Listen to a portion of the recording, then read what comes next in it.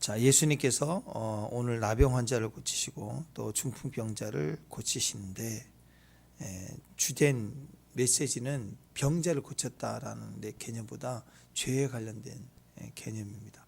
그래서 이 중풍병자 4명 그 사람들이 많아서 올 수 없을 그 상황 속에서 지붕을 뚫고 들어와서 침상으로 내려가지고 예수님 고칠 때 예수님이 이 병자여 일어나라. 또 때로는 이 병에 대해서 꾸짖기도 하고 또 악한 영을 쫓아내기도 하지만 오늘은 죄사했대요. 그랬더니 일어나 버렸어요. 죄사했다. 그리고 첫 번째 앞부분 똑같은 이야기입니다. 앞부분 보니까 나병 환자가 12절에 한번 읽어볼까요? 12절. 12절 한번 읽어봅시다. 12절 시작.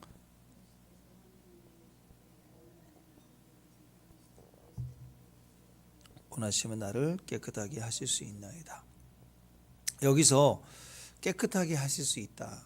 이 단어가 그 육신의 병을 고쳐주세요 이런 것에 있어서 병에서 깨끗해졌다 뭐 이런 의미도 있지만 이 단어는 원래 어디다 쓰냐면 우리 죄를 사해 주옵소서 할 때 쓰는 정결하게 됐다 그 단어거든요. 그러니까 이 중풍병자는 이 나병 환자는 그냥 몸이 아픕니다 뭐 이게 아니라 예수님을 찾을 때 뭘 찾았냐, 내 존재를 회복시켜달라, 죄를 사해달라. 이 죄 문제를 근본적으로 들고 주님을 찾았다라는 의미가 있어요. 그래서 모든 시작은 사실 죄로부터 시작이 됐죠.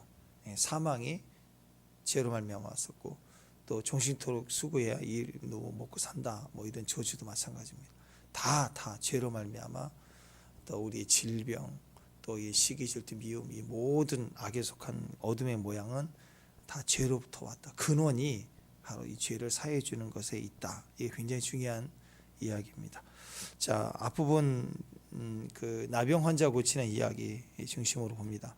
나병 우리가 문둥병자 이렇게 얘기를 하잖아요. 의학 용어로는 한센병, 한센시병 이렇게 얘기하는데 1873년도 노르웨이의 의사 한센이라는 사람이 나병 환자의 그 조직 이렇게 확인해 보니까 나균이 막 모여 있는 것을 이렇게 발견을 하게 됩니다. 그래서 그 사람 이름을 따갖고 한센병 뭐 이렇게 부르는데요.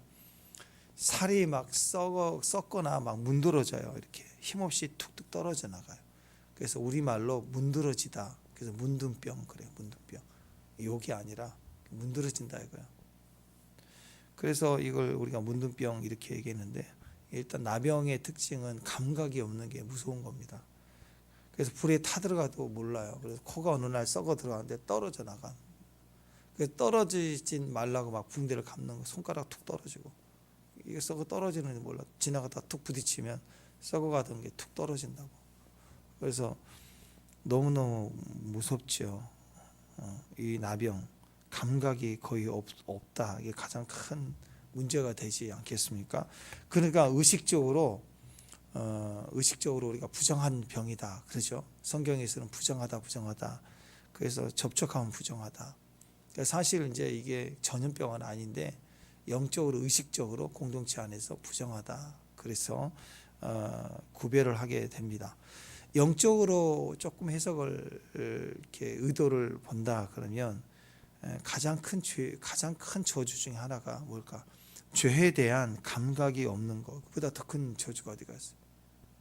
양심이 화인을 맞았다. 뭐 그렇게 악하게 표현하기도 합니다만 어떤 잘못을 저질렀을 때 미안해할 줄 알고 창피할 줄 알고 두려워할 줄 알아야죠. 그래야 기회가 생기는 거예요. 근데 우리 안에 이제 이렇게 상처에 상처를 받으면 골마가고 굳어지면 딱딱해서 감각을 잃어버려요. 때로는 막 견고한 철갑을 두르면 어떻게 되겠어요? 느낌이 없죠. 그래서 힘과 권세를 둘러서 부자가 천국에 가기 어렵다는 얘기가 그런 거죠. 너무 많은 걸 둘러 있으면 죄에 대한 감각이 둔해져 버립니다. 힘이 많으면 의인인 줄 알아요. 상대적으로 고난이 오고 어렵지만 늘 무섭고 두렵고 떨 수 이런 감각들이 약해질수록 눌려 있을수록 사실 그게 하나님을 경험하고 하나님 앞에 갈 기회를 주기 때문에 그래서 우리에게도 축복이 될 수 있다라는 것입니다. 죄에 대한 감각이 없으면 어떻게 될까요? 그 다음은 지옥이에요. 100% 지옥인 거예요. 그래서 가장 무서운 저주, 큰 저주 중에 하나는 죄를 감각할 수가 없는 거예요. 그래서 그게 내 안에서 옆에 있는 친구랑 부딪혔는데 미안해할 줄 모르는 거예요. 네가 왜 부딪혔냐? 그래서 막 오히려 해코지를 해요. 째려봤다, 노려봤다, 해코지를 한다. 그럼 벌써 이게 감각이 없는 거죠. 그래서 그 인생이 전혀 불쌍해지기 시작하고 더 커지면 사람을 막 해코지하고 때리고 폭력을 행하고 죽이고 막 어느 나라의 전쟁을 일으켜도 아무렇지 않는 마음을 갖고 사는 거예요. 아무렇지 않는 마음. 이게 죄의 모습이라는 거예요. 영적인 의미가 여기 있다라는 거예요. 바울 서신을 이렇게 종합해 보면 초대교회에 있었던 7가지 큰 죄악의 종류가 나와요. 교만, 질투, 분노, 게으름, 탐욕, 탐식, 그다음에 정욕 이렇게 나오는데 그 뿌리가 제일 첫 번째 되는 게 바로 교만입니다. 교만. 그래서 교만은 그냥 원래 인간에게 없는 거예요. 교만은 마귀의 죄예요. 원래 천사였거든요. 자, 이 물인데 포도주가 됐어요. 근데 거기에는 성령이 간섭하시니까 터치하니까 포도주가 됐다. 천사예요, 천사. 이 생에 우리로 만들어진 피조물이 아닌 천사, 영적 존재, 화려함, 아름다움, 영광스러움. 그 천사가 교만하면 마귀 되는 거예요. 사람이 야 어떻게 저렇게 천사 같은 사람이 있을까? 참 귀하다. 근데 어느 날 마귀가 돼 있어요. 마귀 짓을 해요. 왜 그럴까?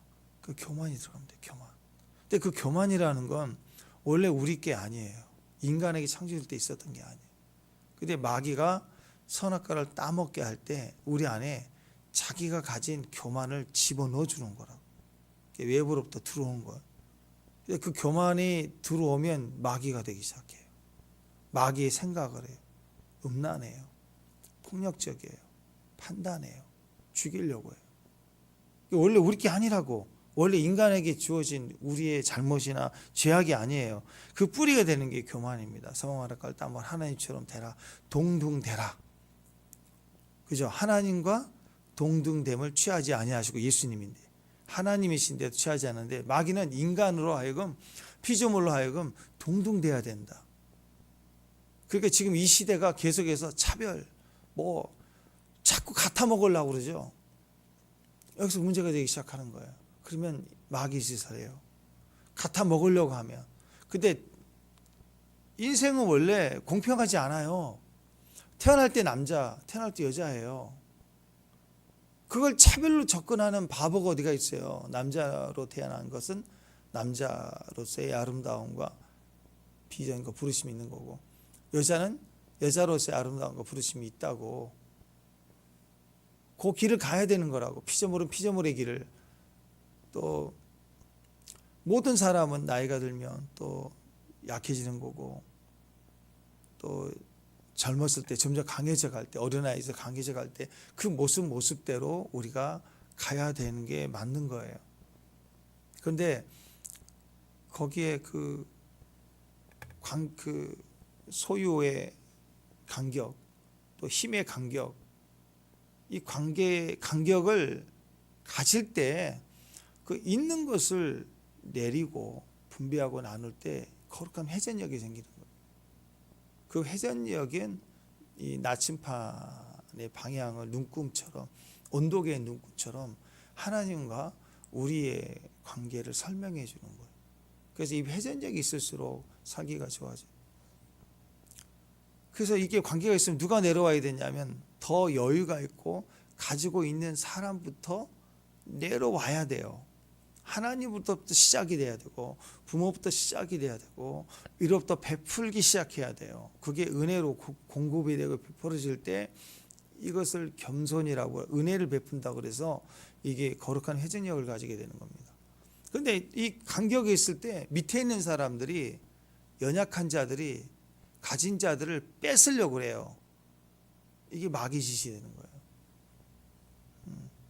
그래서 창세기 보면 우리를 창조하신 하나님이 창조해놓고 버려둔 게 아니라 끊임없이 다가오시고 질서를 두시면서 은혜를 계속 베풀어 주시니까 이 세상이 얼마나 아름답게 갑니까?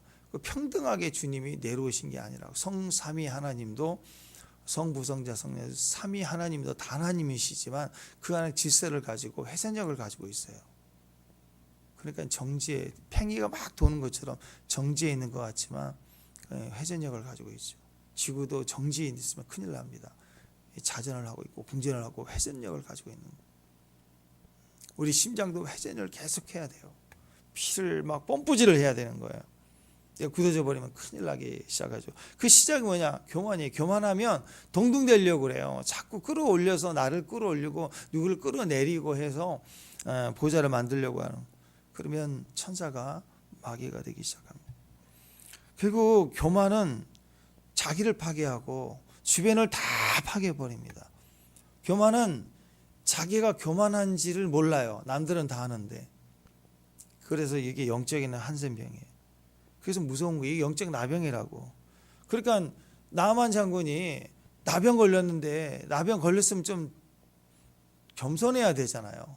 근데 와가지고 그 나병의 모습 그대로 이스라엘을 깔보고 그리고 물에 씻어라 그랬더니 막 이 더러운 물 하면서 돌아가고 막 그러잖아요. 언제 고침 받아요?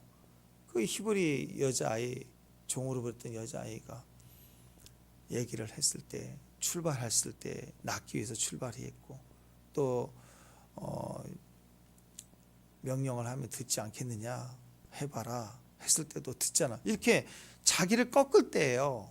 겸손했을 때, 그랬을 때 살게 됐다라는 거예요.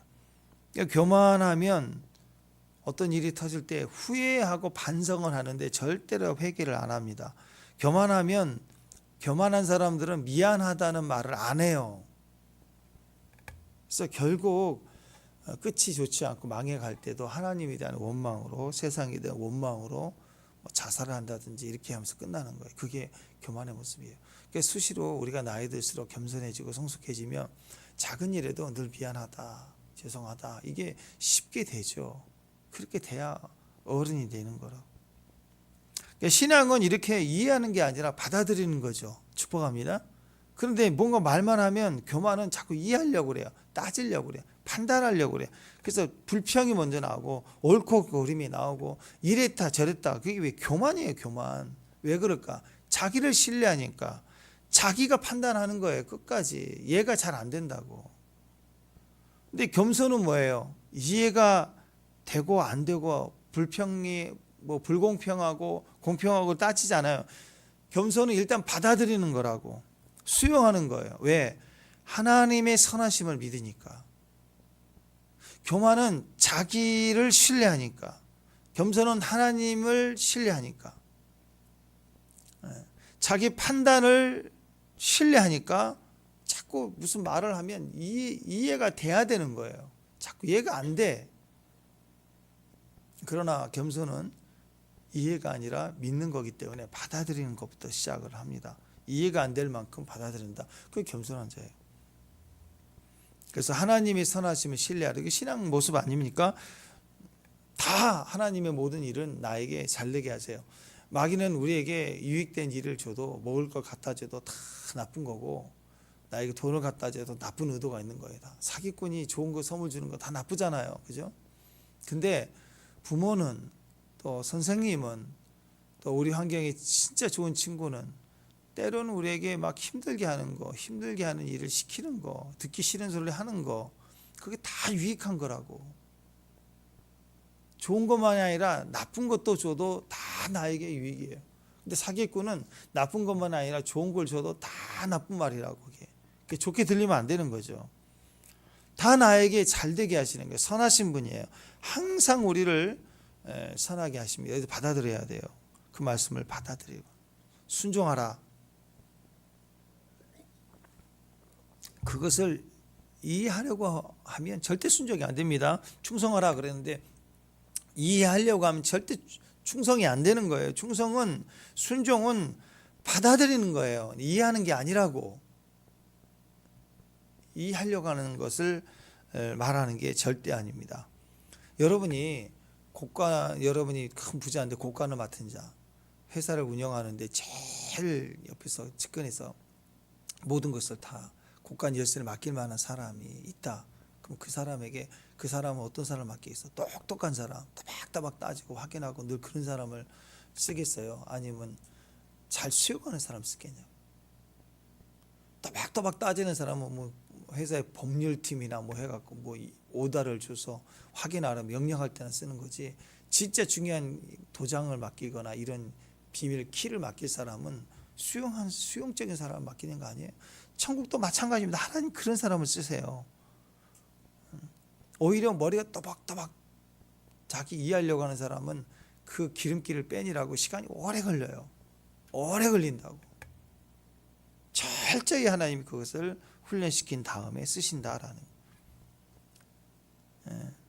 그러니까 힘을 빼게 하는 거, 또 우리가 스스로 힘을 빠지는 시간들, 이런 시간들을 보내는 건 절대 낭비가 아닙니다.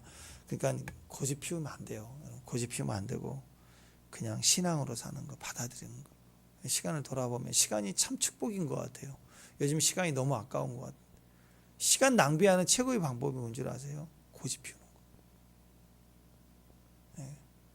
왜냐하면 게으르면 막 쓸데없는 짓 하고, 젊은이가 쓸데없는 술 먹고 막 다니고 뭐 그렇다고 합시다. 게으를 수 있어요. 비전도 없을 수 있고. 근데 매 한 번 드시면 정신 바짝 차린다고, 번쩍.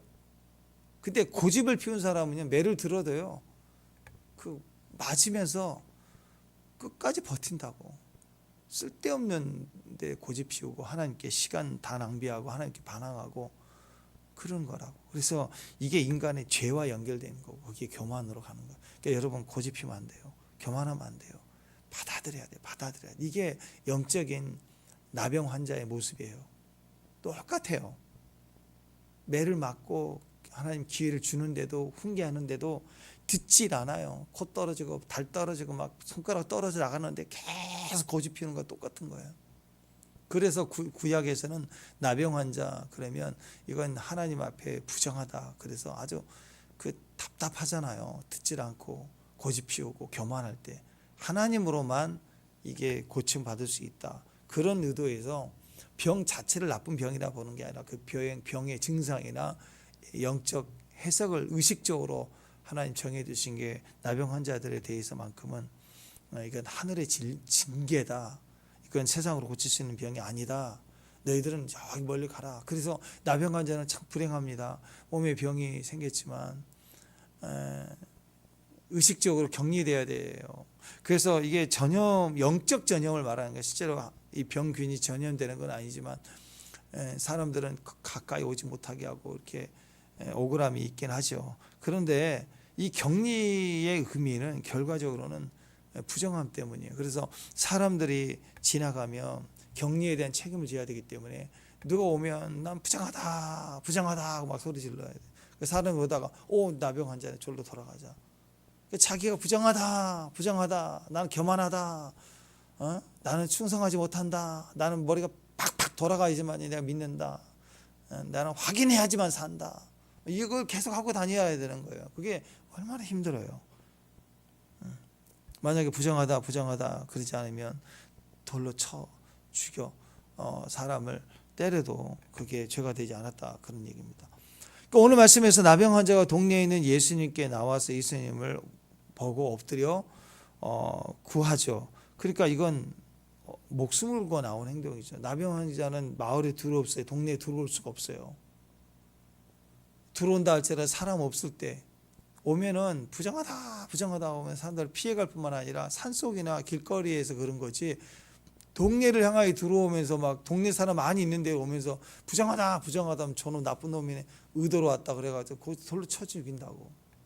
그러니까 동네에 예수님이 오신 걸 듣고 예수님 만나러 간다는 건 가는 도중에 돌 맞아 죽을 각오를 하고 그리고 나온 행동입니다. 온몸에 나병이 들린 중증 환자예요. 나병 환자 초기에 이렇게 있는 게 아니라, 그래서 몸에 붕대를 감을 만큼 누가 봐도 심한, 그리고 이렇게 산들 마지막이다, 예수님 만나고 죽겠다, 그럼 그 중심에서 나오지 않으면 결단하지, 오늘 내가 죽으면 죽으리라, 그런 마음이 아니면 나올 수 없는 그런 상황이었다, 그런 극단적인 행동이었다, 이렇게 볼 수 있습니다. 자, 우리는 예수님께 나오는데 어떻습니까? 쉽게 나오는 거죠. 새벽에 이렇게 일어나서 오는 거 참 어려운 면이기도 합니다. 그러나 오늘 나병 환자의 모습에 비하면 새벽에 나오는 거, 좀 졸린 거, 피곤한 거, 뭐 게으름을 좀 이기는 것, 피곤을 이기면 되는 문제예요. 근데 이렇게 목숨 걸고 온 일은 아니죠. 이 무슬림들이 예수를 믿으면 이런 일들이 벌어진대요. 직장이고 뭐고 심지어 가족들 안에서도 죽이는 거예요. 가족들이 죽여. 집안의 명예에도 실추시켰다, 그런 의도도 있지만 개종한 자를 죽이는 것을 코란 죽이라고 나왔거든요. 죽이는 것이 최대의 영광이라고 그래요. 그러니까 테러의 근본이 거기 있어요. 그래서 뭐 말레이시아 같은 데는 그 교회, 회복권 있는 그 지역의 교회 창문들은 다 창살이 다 있어요. 왜냐하면 하도 돌을 던지고 불을 던지고 막 그러니까, 불을 집어 던지고 하니까 이 창살을 다 막아놨어요. 화염병 그렇게 못 들어오고. 그리고 지금도 간간히 보도지만 그 동네에 좀 유력한 교회가 좀 영향력 있으려고 하면, 교회가 부흥할 때려고 소문이 좀 날 쯤 되면 사역자가, 목사님들 한 명 두 명 사라져요. 납치당하고 실종되고 없어지는 거. 그러니까 신앙생활 하는 거, 지도자가 되는 것은 타겟입니다. 그러니까 이런 배경 속에서 이렇게 주님을 향하여 나오는 신앙이라고 하는 것은 목숨을 걸어야 된다. 그러면 이건 굉장한 결단이고 진짜가 아니면 이렇게 나올 수가 없는 거죠. 근데 이 나병 환자가 오늘 12절 말씀에 주께서 원하시면 깨끗하게 하실 수 있습니다. 이 깨끗하게 한다, 이게 이 카타리조란 단어인데, 이게 죄로부터 깨끗함을 받는다 할 때 쓰는 거라고요. 육신적인 질병이 아니라 죄로부터 정결하게 하다 할 때 쓰는 단어입니다. 병 낫기 원합니다, 그 뜻이 아니에요. 죄 씻음 받기를 원하네 할 때, 죄 씻음 받기를 원해. 그게 아마 이 나병 환자 중증이었기 때문에 이제 이러다 내가 죽겠지라는 한계 상황이 느껴질 때, 이때쯤 와서 돌아보니 병에서 낫는 건 두 번째고 내 마음의 죄를 누가 해결할 수 있을까?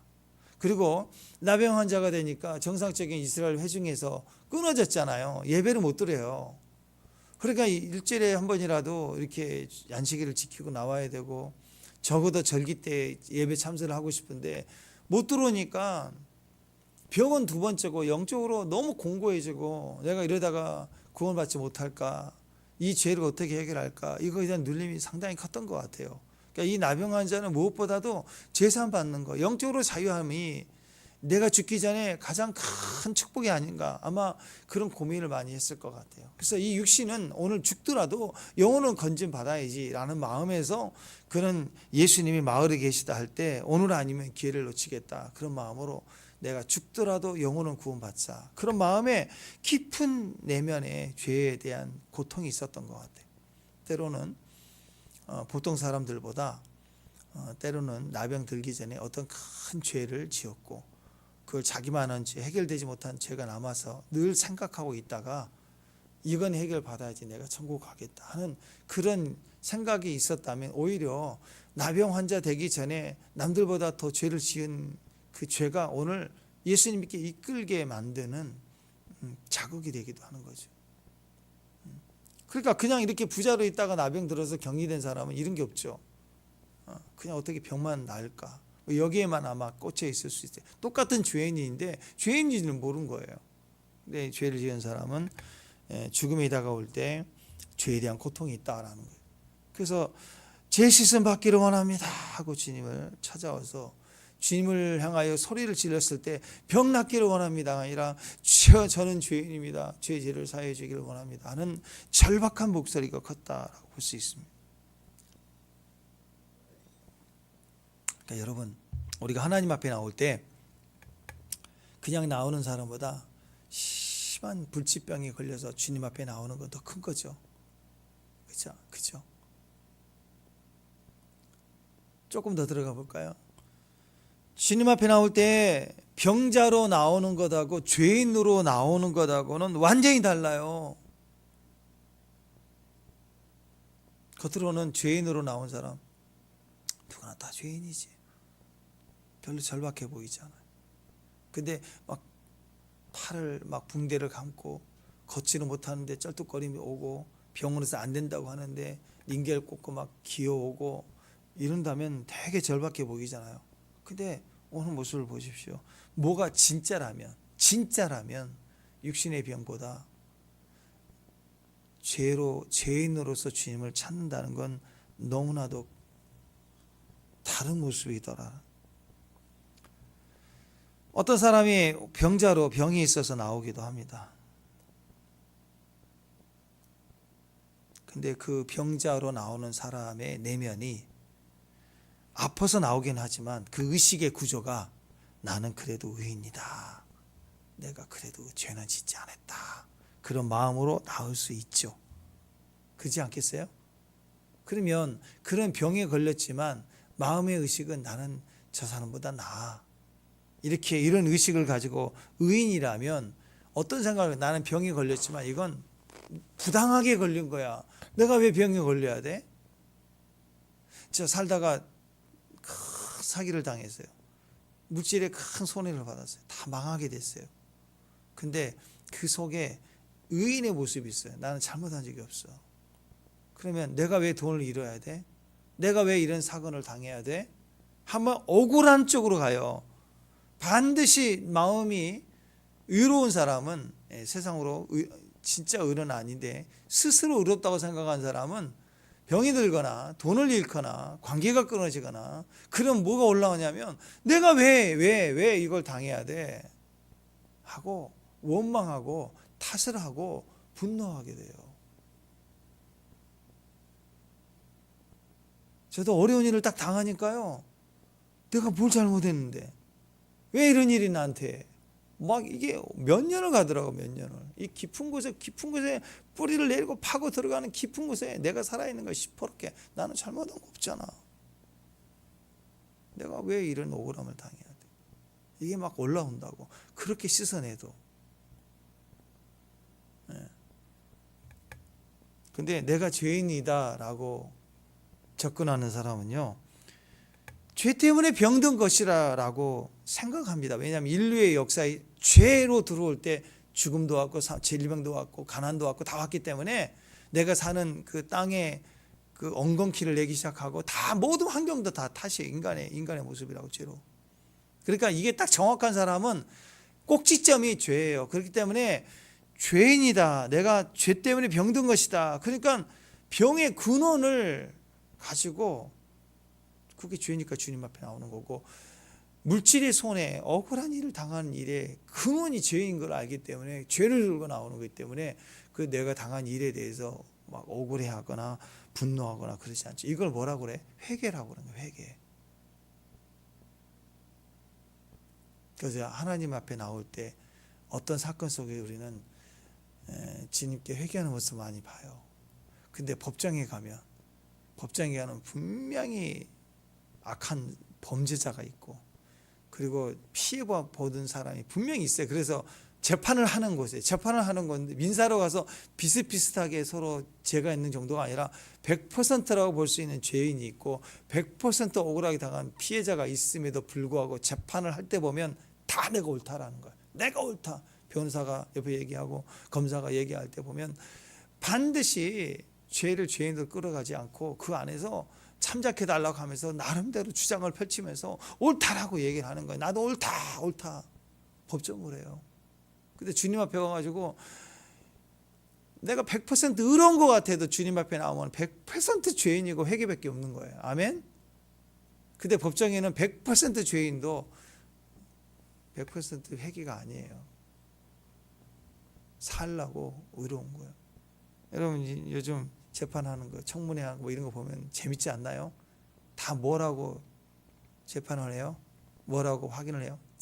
다 살라고.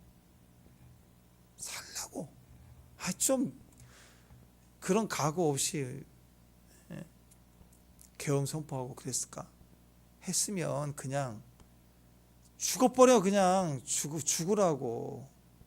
잘못했습니다. 모든 책임 다. 밑에 있는 사람 힘들게 하지 말고. 그리고 끝나면 되는 거지. 역사 속에 보면은 무슨 일만 터지면 살라고. 동장님도 그렇고 구청장님도 민원 하나 들어오면 뻘쩔쩔 매갖고 살라고. 뭐하러 살아요? 한번 결단해서 큰일 처지겠다 나가셨으면 죽을 각오로 뛰어가야지. 당하는 것도 수용해야죠. 가정도 마찬가지입니다. 무슨 일이 갈등이 생길 때 좀 살라고 그러지 말고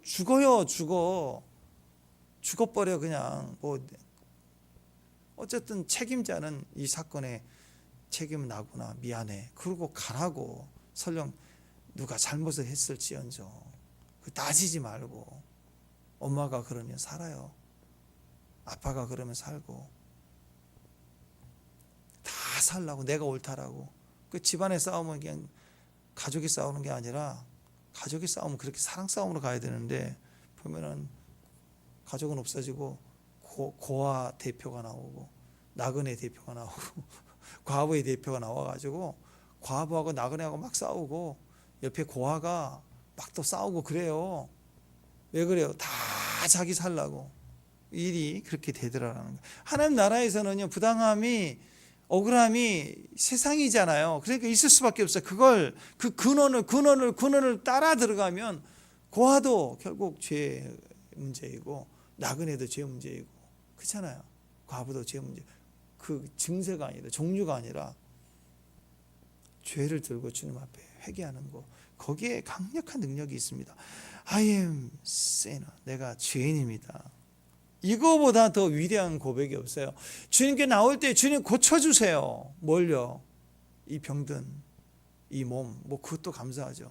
그렇죠? 그것도 안 한 사람도 있지만 그보다 더 뿌리가 뭐예요? 저는 죄인입니다. 나를 정결하게 해주세요. 저를 용서해 주세요 하고 주님 앞에 찾는 거, 그때 이 모든 것들이 하나님 앞에 회복이 되고 치유가 됩니다. 예수님이 그를 치료해 주셨어요. 그리고 이 치유 사건 때 예수님은 아무에게도 말하지 말라. 왜? 변질돼. 사람이 자꾸 말이 많으면 자꾸 본질이 돼. 이랬다 잘했다 자꾸 말이 웃겨요. 그러니까 사람에게 말하지 말고 이것이 선포되고 할 때는 딱 목적을 향하여 그 시대에 하나님이 정해 주신 질서가 그거예요. 제사장에게 가서 보이고 예물을 드리고 확증받으라. 그리고 그걸 받아야 달라질 권리를 하나 얻게 되는 게 공동체에 소속할 수 있어요. 공동체 예배에 들어갈 수 있는 거예요. 예물을 드리라는 것은 드디어 감사 예물을 드리고 공동체 일원이 되기를 확증받는 게 제사장으로서의 권한이거든요. 그러니까 제사장에게 너는 깨끗하다. 그러면 이제 드디어 공동체로 들어갈 수 있게 되는 거예요. 근데 변질되거든요. 사람은 자꾸 사람 말 들으면 변질되고 자기 뜻대로 자기 마음대로 나 병 나았으면 됐지.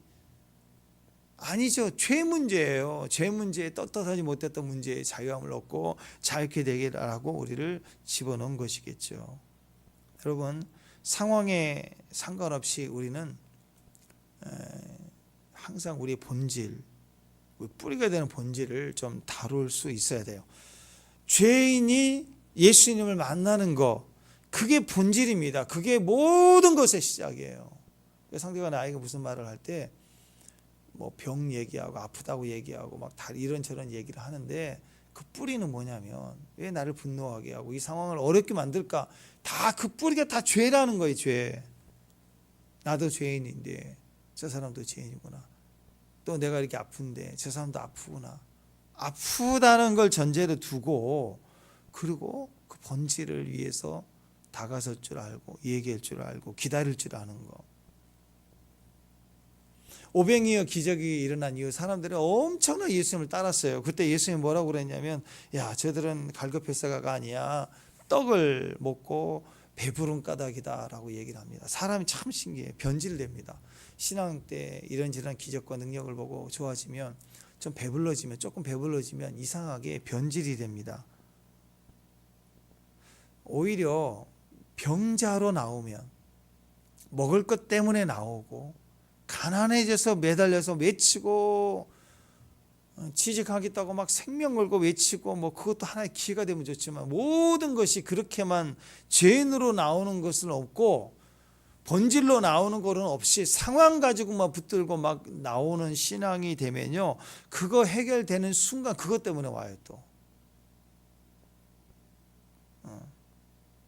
그럼 껍질이 더 두 겹, 세 겹으로 강해지는 거예요. 부자가 될수록 껍질이 강해지기 시작해요. 이 병드는 거죠. 나병 환자들은.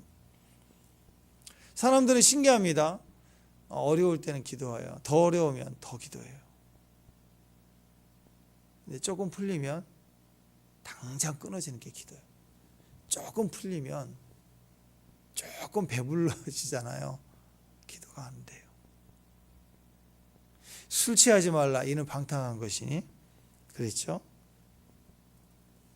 술은 안 마셨다고 얘기를 하는데 술 취한 것 같은 교회들이 많아요. 좀 풀렸다 싶으면 좀 한 입을 먹고 나면 한 입이 배부른 줄 알고 그 한 입 먹은 힘 때문에 당장 말씀 떠나고 성령 떠나고 술 취한 사람처럼 휘청휘청거립니다. 여기저기. 그러면서 이제 방탕으로 가요. 이 시간만 때우는 식으로 시간을 보내다 인생이 그냥 그렇게 잊혀져 가는 거예요. 여러분 우리가 하나님 앞에 잊지 말아야 됩니다. 아무리 일이 풀리고 배가 좀 불러도 그건 다 은혜잖아요. 은혜로 한 입 먹은 거잖아요. 한 숟가락. 그게 우리 인생의 다가 절대 아니라고. 그건 내 실력이 아니에요. 그게 내 안에 능력이 된 게 아니라고. 하나님 은혜로 주신 거라고. 그걸 내 건지 알고 손에 쥐고 절대 안 넣고 그리고 나서 당장 기도부터 식어지고 영성이 식어지고 그리고 좀 아프면 또 찾고 이런 식으로 가는 게 나병 환자예요. 나병 환자. 차라리 나병 환자는 사람들 보면 부정하다 외쳐야 되는데 그럴 수 있는 힘도 없다라는. 그래서 여러분 어떤 일이든 우리가 주님께 기도하는 게 중요하죠. 때를 얻든지 못하든지. 그리고 아프면 기도하고 절박할 때 기도하는 게 중요합니다. 그러나 그것이 우리의 기도의 다가 되면 안 돼요. 모든 시작은 다를 수 있지만 기도의 자리로 설 때는 죄인으로 서야 돼요. 죄를 갖고 주 앞에 기도해야 돼요. 죄인 의식을 가지고 나갈 때 그 뿌리를 다룰 줄 알아야 돼요. 예수님의 보혈의 피를 우리 안에 또 뿌리고 시퍼렇게 또 자라오를 때 자라나고 다시 시퍼렇게 자라 올라온다고 싹이 터요. 한 2주 3주만 안 해보세요. 시퍼렇게 뿌리를 내리면 올라온다. 그걸 다시 뿌리고 다시 주장하고 뽑아내면서 주 앞에 나갈 수 있는 믿음을 가지는 종. 그게 인생의 승리고 능력이 되는 것입니다. 이런 몸부림 속에 이런 병 한 번 나와가지고 여러분 그냥 병 한 번 나와가지고 자기가 죄인인 의식이 하나도 없어 아파서 나와서 매달리고 막 난리를 치면서 기도해서 병 나은 사람, 난리를 쳐가지고 돈 문제 해결한 사람, 난리를 쳐가지고 환경이 좀 손에 쥔 게 생긴 사람들이 공동체 안에 다시 들어오면 어떻게 될까요? 그 공동체 안에 또 지지고 볶고 나는 과야, 난 나그네야 하면서 싸울 거 아니에요. 나그네인데 죄가 다르진 나그네, 고아인데 과부인데 죄가 다르진 관계들이 만나면 여전히 고아이고 여전히 과부고 여전히 나그네가 공동체를 이루어도 그 공동체 안에 죄가 다르진 사람들은 그 안에서 하나님의 의가 역사한다. 그래서 공동체로 들어가기 위해서 반드시 이 나병 환자는 제사장에게 보이고 그리고 확증을 받고 그리고 공동체에 들어가면 내가 나병 환자였기 때문에 들어왔어요. 내가 그 속에 깊은 죄에 대한 의식들, 눌림들을 해결받았기 때문에 공동체 안에서 이제 그는 그의 삶을 살아갈 수가 있게 되는 거예요. 안 그러면 거기 들어와도 계속 투쟁하고 싸운다고. 억울해서 싸운다고. 사랑하는 여러분, 공동체로 들어가는 게 실력입니다. 나병환자의 특징은 자기 생각이 강해서 또 자기 판단이 강하고 몸에 실제로 병이 있기 때문에 들어가고 싶어도 들어갈 수 없는 격리를 가지고 있는 뚜렷한 현상을 가져요. 근데 영적으로 보면 아닌 것처럼 그럴 수 있잖아요. 근데 영적으로 보면 마찬가지입니다. 영적으로 심한 나병 환자에 걸려있는 사람들은 공동체에 소속을 못해요. 떠돌아요. 그러니까 여러분 오늘날 이 가난한 성도다, 교회만 떠돌아다니고 인터넷만 들으려고 하는 사람들이 너무너무 많아졌다고 하잖아요. 다 나병 환자예요. 죄에 대한 감각이 없어요. 회개가 어느 순간 사라졌어요. 회개가. 하나님 앞에 죄의식을 가지고 서지를 않아요. 누가 나 찌르면 화가 나고. 저 미국 시카고 교회 어떤 성도처럼 목사님 십자가 설교하고 회개를 계속 20년째 설교를 하니까 어떤 분이 총을 쐈다고 그러잖아요. 듣기 싫다고. 왜 교회 오면 희망을 얘기해 줘야지. 왜 회개를 얘기하냐고. 듣기 싫다고 총을 쐈다고 하잖아요. 우리나라는 총기가 없어서 그런 일은 일어나지 않았지만 마음 내면으로 보면 싫은 거 있잖아요. 그런 게 다. 아닙니다. 그래서는 안 돼요.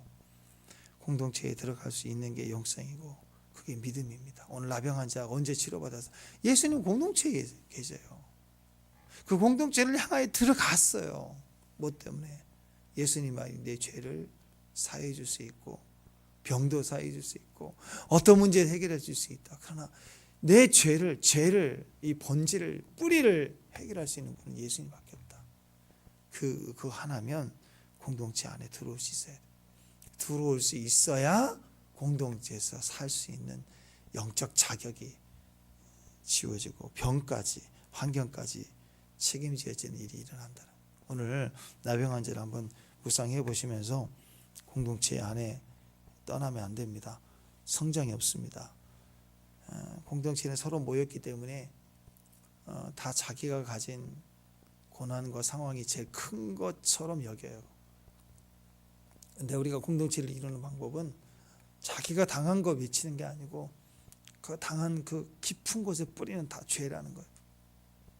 그 죄를 가지고 주 앞에 나올 수 있는 믿음을 가지면 우리는 다 해결될 수 있습니다. 다 회복할 수 있어요. 하나님의 영광과 또 부흥이 승리가 주어지는 축복이 될 수 있다라는 것입니다. 그러니까 그 자리에 우리가 믿음으로 설 수 있는 내 본질과 뿌리를 주 앞에 들을 수 있는 믿음의 정도 되시기를 주님으로 축원하며 기도하겠습니다. 하나님, 우리 내면의 깊은 자리까지 오셔서 당장 내 눈에 치유받고 회복되는 그것보다 내 영혼의 깊은 곳까지 다시 씻어주시고 깨끗하게 하시고 정결케 하신 주의 의로움이 충만한 믿음의 종들, 또 그런 교회, 그런 가정이 될 수 있도록 오늘도 인도해 주옵소서. 예수님 이름으로 기도합니다.